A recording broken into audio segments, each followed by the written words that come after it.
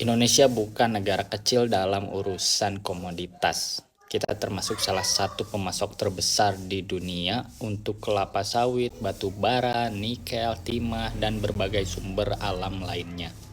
Masalahnya, selama puluhan tahun banyak transaksi ekspor Indonesia tidak langsung ke pembeli akhir. Seringkali negara dari Indonesia dijual dulu ke perusahaan perdagangan di negara lain, baru kemudian dijual lagi ke Eropa, Amerika, atau negara lainnya.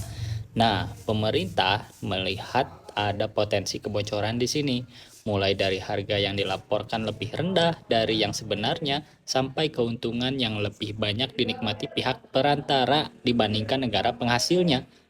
Karena itu muncul wacana agar ekspor komoditas strategis dilakukan melalui satu pintu. Logikanya sederhana, kalau selama ini pembeli bisa berhadapan dengan banyak penjual, mereka lebih mudah menekan harga. Tapi kalau penjualnya lebih terpusat, posisi tawar Indonesia bisa menjadi lebih kuat. Ibaratnya begini, kalau ada 10 pedagang menjual barang yang sama, pembeli tinggal pilih mana yang paling murah. Tapi kalau barang penting itu hanya bisa dibeli melalui satu jalur resmi, pembeli tidak punya banyak pilihan. Disitulah kekuatan negosiasi muncul. Kalau kebijakan ini berhasil, ada beberapa keuntungan yang mungkin didapat Indonesia. Yang pertama, kebocoran devisa bisa berkurang. Nilai tambah perdagangan bisa lebih banyak dinikmati di dalam negeri.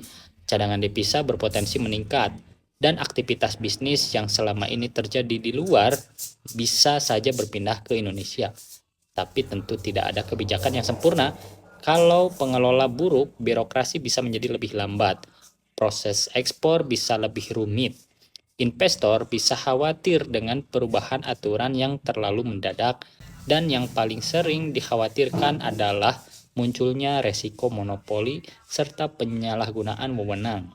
Karena itu, pertanyaannya bukan apakah kebijakan ini bagus atau buruk, tapi apakah Indonesia mampu menjalankannya dengan transparan, profesional, dan efisien.